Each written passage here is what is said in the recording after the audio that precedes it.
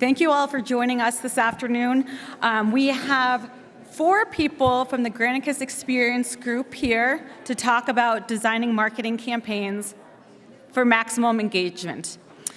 We'll hear from Angy Peterson, who's the Granicus Experience Group's Vice President, leading Granicus agency of experienced strategists, data analysts, content creators, and technologists to help our government customers better connect communications and experiences.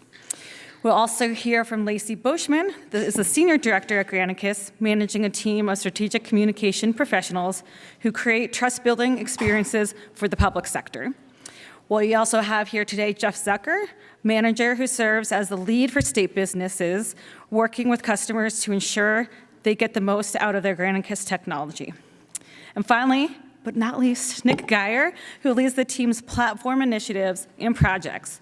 With more than 12 years' experience with Granicus, Nick has led some of Granicus's most technically complex and impactful projects. Awesome. Please.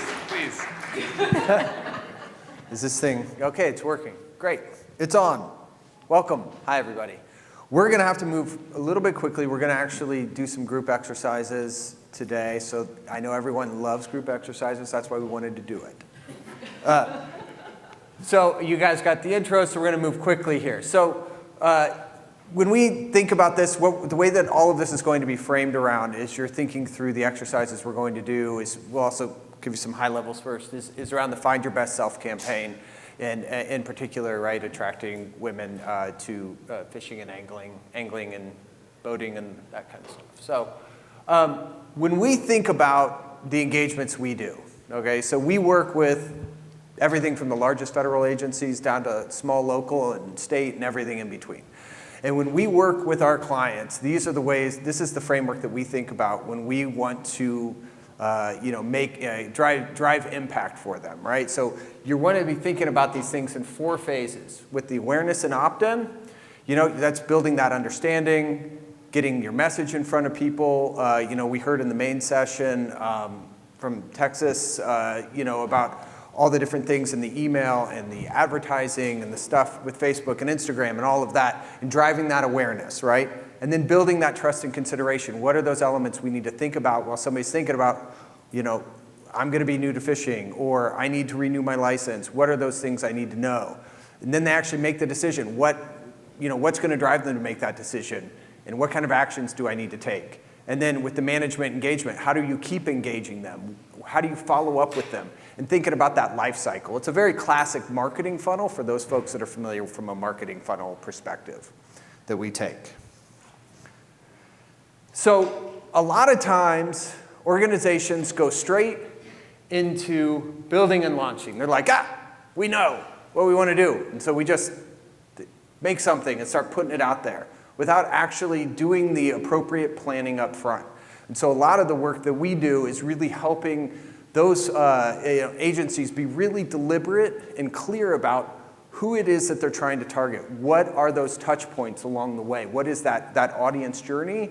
What are the goals? And try to bring all of that together to actually understand and be very, like I said, very directive about what they're trying to accomplish. So that's that discover and plan phase. We think about it from a data perspective, quantitative and qualitatively, whether that's research, whether that's looking at your analytics, website, email, otherwise, surveys, observational research, even doing user testing if we need to, in order to really understand who your audiences are. But that upfront portion of discover and plan is the part that gets skipped over the most in your daily busy lives of what you're trying to do. And that's a thing that we encourage you to really be thinking about as you're creating these campaigns. Lacy, anything to add to that? Well, we're going to break down kind of all the steps and hopefully show you some tools and kind of tricks that we use with our clients. And so you don't have to have a lot of time to be able to explore that phase and define some goals. So hopefully you guys are leaving with some tangible stuff today to apply to your day-to-day. All right. So when we're designing campaigns, I guess I forgot to ask a couple questions. Let me take a pause here real quick. Who here has Gov Delivery? Raise your hands. Show of hands. Awesome. Who's using just email and Gov Delivery? So you're using SMS too. Let me put it that way. Who also is using the SMS function in GovDelivery? I'm going to interrupt you and just say round of applause for all the GovDelivery customers. Thank you. That's awesome. I'm just kind of curious too, who's doing paid advertising at all? Show of hands. So, yeah, any kind of paid at all? That's awesome. Yeah, this is cool. It's a more mature group than maybe I'm used to. You get digitally mature. Digitally mature. Great. So when we're doing these marketing campaign plans, whether it's pulling in paid, whether you're thinking about PR, whether you're thinking about your owned media, which are the assets you have, email, SMS, social media is semi-owned, and then your websites. Everything we do, we always start, and this is what the exercise we're going to go through today. It's aligning on goals, this framework, goals, audience, journey, and content. So goals are really important to go, what are these goals? And not just, they can be quantitative and big picture, but getting really specific about them, SMART goals, specific, measurable, actionable, reasonable, and time-bound goals. We want to think about your audiences. Take a really broad scope. Look at all of your different potential audiences, thinking about all the different stakeholders, who you're targeting today, who is your ideal target audience. How do we start to think about those folks and really align with them, using data and empathy, right? Like, who are these folks and what do they need to hear in order to drive their interest? Mapping out that journey for each of the audiences. So how are they becoming aware? What do they need in order to build that trust and consideration for taking the action to say, go fishing, right? Especially if they're first timers, maybe they're returning, but a first timer, what do they need to hear and what do they need to know about if you're thinking about it that way? And really get specific all through that journey. And then build in the content for each step of that, right? So then the content is aligned to the journey, which is derived from the audience, which is directly related to your goals, up and down. Really vertically integrated. Anything to add to that? No? Yep.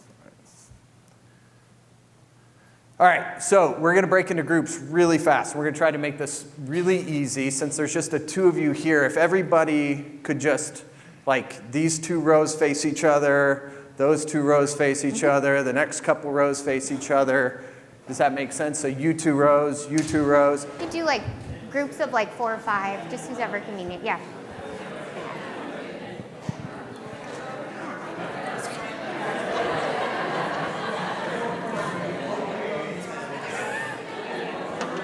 All right. Is your mic on? Huh? I can't hear you, because maybe it's... I don't know. Yeah. Okay. You can just, oh yeah. Okay, so for today's icebreaker, all right, we're gonna do a little get to know your team, and then you're gonna come up with a team name.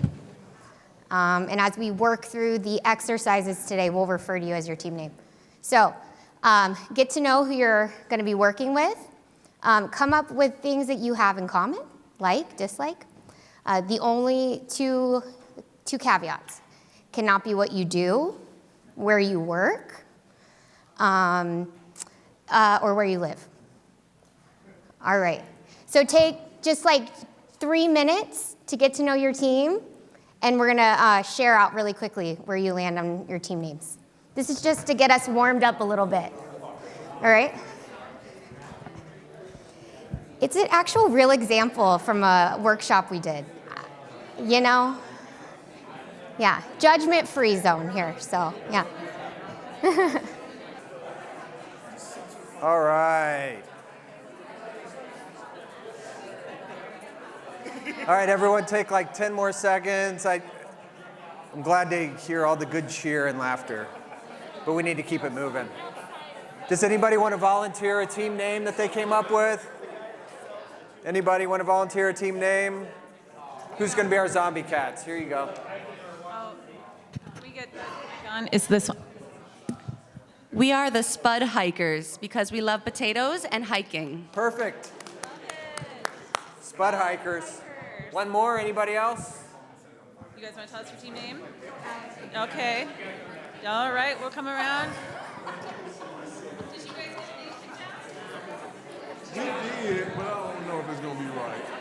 Last one. The Southern Fish Heads. You'll say it again? The Southern Fish Heads. Southern Fish Heads. That works. Southern Fish Heads. Okay, I'm coming to this side of the room. Did you all get a team name? Team name? You want to share it? Yeah? Oh, come on, team. All right. All right, coast to coast. We broke the rules. We break rules all the time. That's okay. They're coast to coast in the back, Jeff. Yeah. All right, so let's talk about goals and objectives when you're thinking about your campaign and you're thinking about a marketing initiative, right? So obviously, like, your goals need to support your overall agency, division, department, objectives of what you're actually trying to do. And then that helps you start to think about what kind of like content experiences you want to create. So your goals are a little more high level. You define them, and then we get into actually, the objectives, and we want to talk about that really quickly. But, if you think about the Find Your Best Self campaign, and you're thinking about, well, how do we think about goals?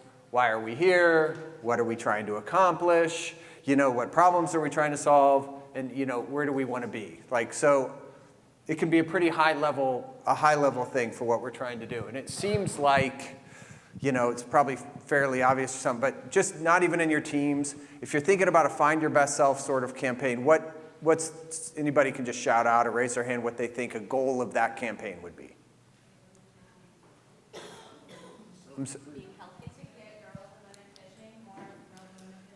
Yes, to get more girls and women fishing. That's your high-level goal of the campaign, right? Bang. Okay, we're just going to do it pretty quickly because we got to go. This part we're going to zoom through so we can get to the meat of this. Sorry if I'm a little frantic. All right, so the big goal is here to attract women to fishing. They might be micro goals and some things that you want to do in there, but that's really what we'd start to talk about is like objectives a lot of times. And that's where you get really specific around what it is how you're going to measure that success. Is it, getting a certain amount of permits more sold a year to women? Is it running a certain amount of in-person, get-togethers where you have a certain amount of attendance? Is it so many subscribers to email? Is it a certain amount of web visits? Like, what are those metrics that you're thinking about in order to measure whether or not something was successful? So, actually, I probably just gave you too many answers, but just go ahead and shout out, like, how would you measure that success? There's a lot of different ways to measure it. Earned media. Earned media, more specifically? News stories that featured the campaign, that promoted without you having to do the work. Yep, there you go. So number of times maybe you get media mentions, how much coverage that gets, how many spots are out there. Increase in license sales among females. Yes, increase in license sales among females. Wonderful. Reviews on how good your program is running. Reviews. Yep. Exactly. How many people are attending events? Anything else?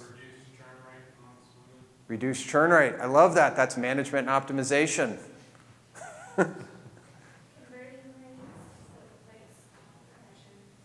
Impressions, conversion rates. So you would say, even, if you're really getting into the meat of this, you might say, what's our overall number? What's a percentage? Hey, we sent out an email that was, what was the number from the session? 550,000 opens or something like that. Imagine if 10% of those were new permits, right? So you think about that and go, okay, well, that's 55,000 new permits.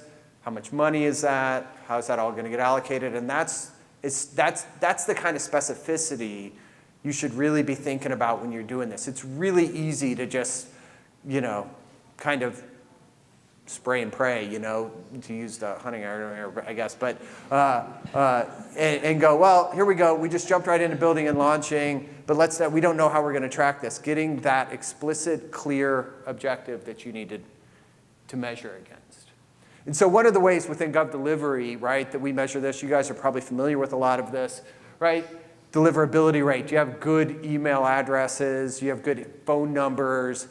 making sure that you're actually reaching the right people. Your open rate, click rate. A/B testing is a really interesting one to start to think about when you're thinking about open rates and click rates. Utilizing a feature, you can do it manually or within the actual technology. What happens if we change the subject line? What happens if we change the call to action? What happens if we have a big button versus an inline link? What happens if we change the color of the button, and being very specific about that in order to affect little incremental changes or maybe even bigger changes depending on how your subject lines are looking, for instance. How are people clicking? What are they doing once they click? What are they clicking on, and really thinking about those things that are driving the action. And then obviously like subscriber growth, right? Whether that's through your website, whether that's if you're on GovDelivery, the GovDelivery network. Are you getting out into the field? Are you giving people an easy way to subscribe? Are they doing text to subscribe? Those sorts of elements. And so that's one of the ways that, in particular around GovDelivery projects, that we start to really measure success and try to get very specific on what do we want to see. Do we want to see a 50% open rate and a 5% click rate? Or should we be looking at a 60% open rate and a 15% click rate, and then what's the conversion on that? And that's how precise you need to start to think about being. Yeah, and I would add, it is easy to, what we encourage our clients, it's easy to wait to think about reporting until after your campaign is complete, right? But if you pull data up into the planning, then you're setting those benchmarks and those success metrics first and not waiting to measure after. So. Yes. All right. Okay, step 2. All right, so personalized content. Which button do I press? This is the big green one. Okay, great. Knowing your audience, we're gonna focus on this a lot. Well, primary time today that we're together, but understanding your audience, knowing their preferences, and being able to personalize content can really, super boost, that's a word, your campaign, right? And this is all about making sure you can have personalized content. And so when someone is receiving an email from you, it feels like, oh, they're really talking to me, they understand my needs. And so we're gonna go through that today. So your audience, who are you talking to? Who is listening, and what do they hear? So when we go through audience segmentation with our customers, there's a lot of different ways that you can segment. Is anyone segmenting here in their current kind of outreach? What segmentation are you currently using? Are you doing all of these? No, we mostly do like a demographic. Demographic? Okay, great. Is anyone else doing any types of segmentation? Yeah. Segmentation can get really overwhelming because there's so many ways that you can slice and dice your audiences. So start big, right? Like your main things, and then go down into the specifics. You can really, really, really get specific with segmentation. Okay, so in order to segment, though, you have to have the data and you have to have kind of some understanding of who you want to talk to. So these are some methods that we use with our clients, and you can also conduct as well. So stakeholder interviews. This doesn't have to be extremely formal, they can be, but you can also just go out and ask a question or two out in your community. Surveys, we saw a survey earlier. Those are great ways to measure certain things. Surveys don't have to be long. One question, it's great. In GovDelivery, you can use a custom sign-up builder to actually also understand preferences in GovDelivery as well. And even your capture overlay in GovDelivery. Does anyone have an overlay up on their website? Yeah? Are you capturing any preference information?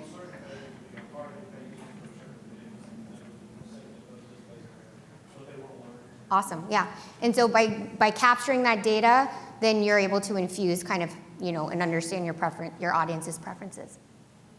Customer observation, just going out and observing how people are interacting, where are they getting stuck, what types of questions are they asking, what type of content are they looking for, and then data. Looking at your website, looking at what pages are frequently being visited, how are they navigating on your site, right? You can make a lot of educated guesses by just looking and tracking the data.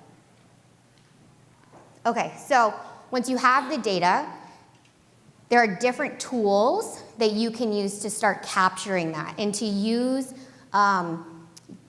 any of these audience tools as like a gut check to make sure that what you're doing from content and everything is staying very user-centered. So we don't always have a lot of time to do these big fancy user personas, right? These take a lot of time, and sometimes they end up just being kind of beautiful wall art if you don't know what to do with them. But you don't have to have these huge full personas to make sure that you're understanding your audience and what you're doing. So we do a few different other things. We do user scenarios, which is a quick, we're actually gonna do an exercise of this, right? It's a quick gut check of I need to, in order to blank. And you're just kind of doing a Mad Libs, right? And it's just a quick gut check to make sure. So these aren't huge long-term exercises, right? This is as you're sitting down to write an email, just making sure you're keeping your audience in the middle. An audience landscape. Audience landscape is when you're gonna do one message, but it's gonna target multiple audiences or multiple segments. So what does that look like?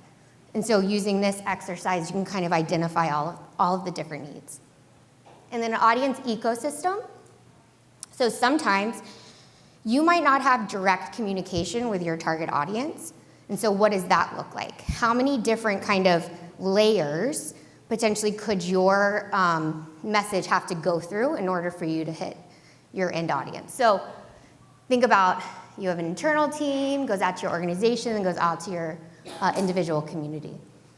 So it's something cool to, if you haven't thought about the kind of spheres of audiences, how direct versus indirect you are. It's a fun exercise too.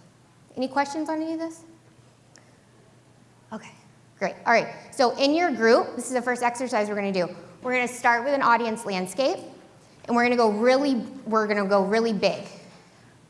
So you're gonna take a few minutes, and you're gonna identify your 3 primary audiences that you're talking to today. Right? These are your common, probably most frequent buyers that you're always engaging with, right? Not really a hard sell, they're your MVPs. So take 4 minutes, brainstorm or talk about it in your groups, and just identify. You can write it down on your worksheet. All right. 4 minutes, go. Yeah.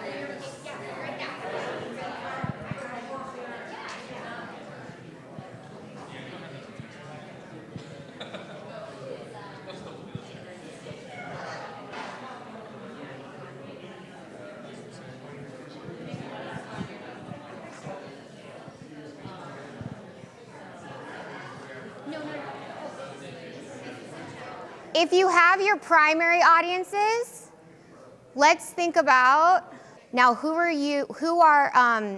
now this current state, right? So who do you commonly talk to now? And then who do you want to engage with this campaign?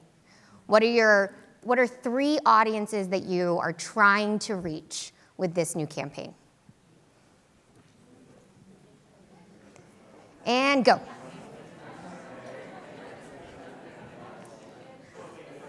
How's everyone feeling? Feel like you have an idea? Current, future?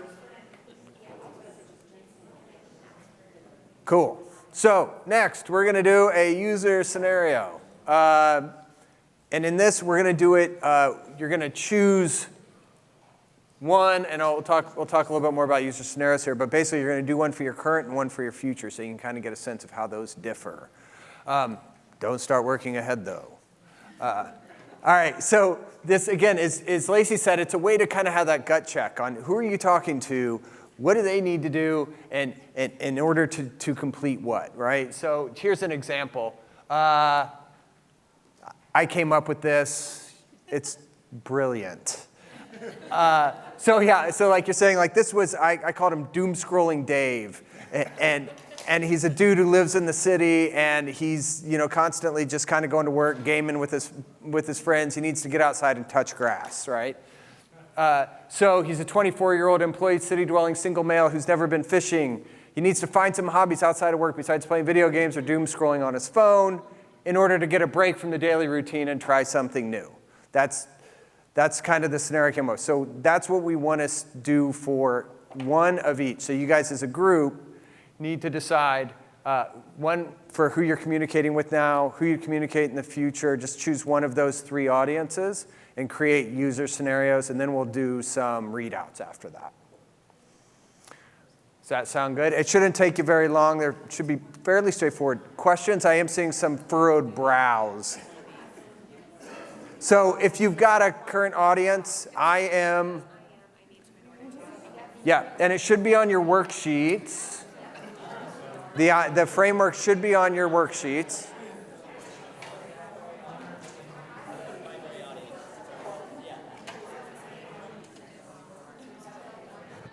We're going to do some reading out. Teams, ready? Who wants to do a readout? Ladies, I'm going to come back here. You guys want to share one of yours? Oh, you just, okay. Would you like, do you want to share? I'll come back. It's okay. I swear it's okay. Who's ready to share out one of their user stories? Oh, good. Thank you. Love bravery. Please. Yeah? Team name, user story. All right. Team name is Coast to Coast. And our persona name is Mom on a Mission. And I am a mom with 3 kids who has never had a fishing license. And I need an outdoor activity to help my kids unplug and be exposed to new things. And I would like fun, engaging information that's not aggressive, kid-friendly, and I would like it to be shared to me through mom social media groups that I'm a part of. Yeah. That's awesome. Nice job, coast to coast. Another team want to share their user story? Okay, I'm looking at all of you. Who's gonna? Anyone? Anyone? Will you guys read out like your current audience and a future audience? Do both? Yeah. Who am I? I'm a 55-year-old male who has held a recreational fishing license for the past 40 years without children. And what I need to do is learn about more accessible fishing opportunities to continue fishing every year. Perfect. That's awesome. And then a new one. Will you read out a new one? And our new audience is a 20-year-old woman in college and low income, and she needs to find inexpensive ways to recreate outdoors and also wants to supplement her food options. That's awesome. That's awesome. That's a good detail. Thank you. One more? Do you want to keep? Yeah. Yeah, One these more? are so good. Right. Over here? I don't know. Ours is pretty similar. It's okay. That's good. It's okay. Team name readout. Safe space, promise. No judgment. Okay, so our first is Betty Baker. She's 43 with 5 kids. And mostly what she wants is her own peace and quiet. So she's either going to send the kids fishing with the husband or she's going fishing alone. And then that's our new person. And then our other guy is her husband, Bill Baker. He's younger, 37. And what he wants is his wife to support his hobbies. And he's doing, the fishing tournaments and all the rest.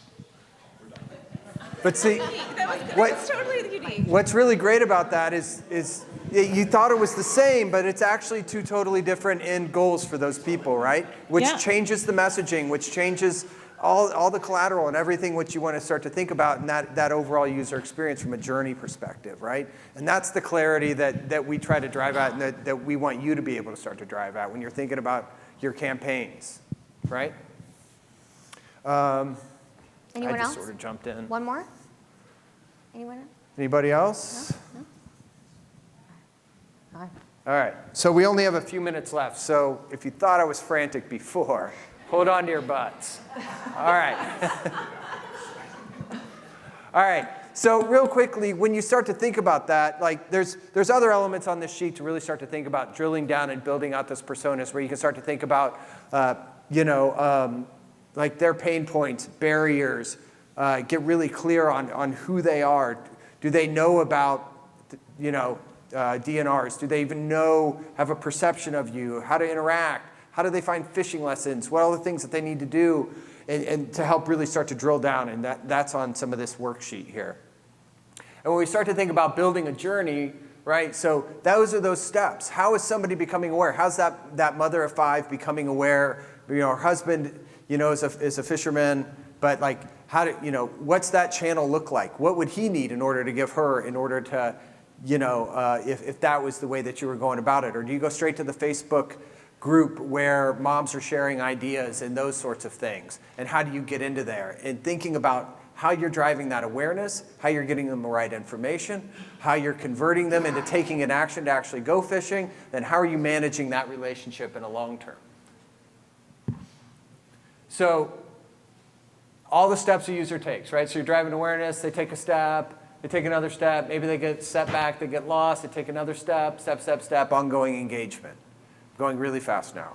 So it helps you really think about each of those different touch points and develop that empathy for who they are. Because you're never going to reach them unless you really start to understand them. It doesn't have to be perfect. We're not looking for perfect here. We're just looking for good, right?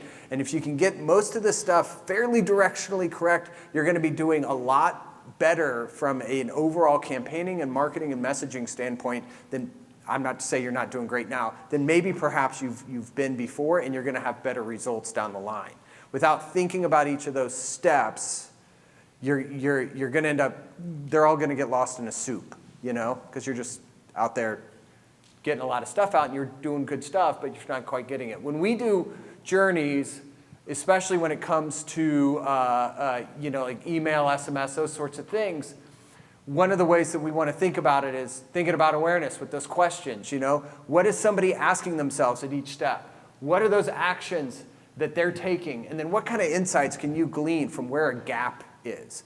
So you don't have to go to this level of detail. Literally doing this exercise and just starting to sketch out, or spending 20 minutes with your colleague trying to sketch out what these things are, will go a long, long way to driving clarity in your communications when it comes to campaigns and marketing. Anything to add to that? I would just say, if you understand, for example, one pain point, right?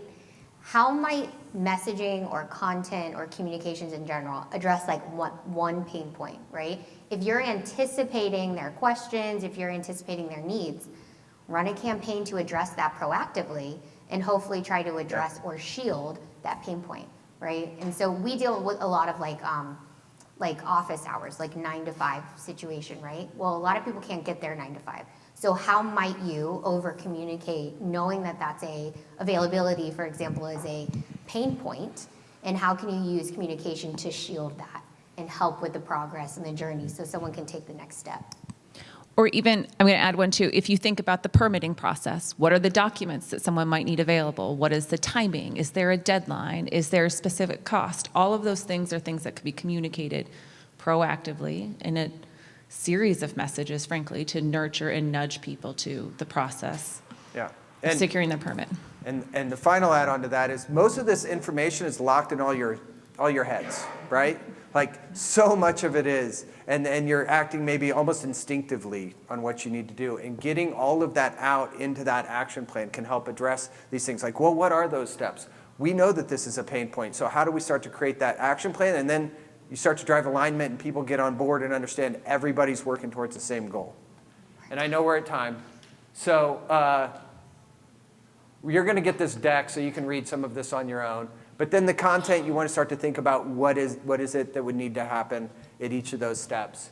It's wow, we used it all that. We're not even at content yet. Well, but you got to get to the content at some point. You want to just make sure that you're getting the right content out there. And one tool that we use is a messaging framework, which really gives you, this is not the content, these are the key messages and the proof points that you need to support the actual message that you're trying to make. So it's like an outline in a lot of ways, just to make it, to show us a shortcut to learning, to understand what are those things that they need to hear in order to become aware and make the decision to take care of the pain point, to understand around the permitting process. So you're not missing anything. And then you also have a worksheet. I think this is in the worksheet, is this not? I think so. Did we give them a worksheet with the second side of this? So thinking about at each phase, so you can start to do this on your own.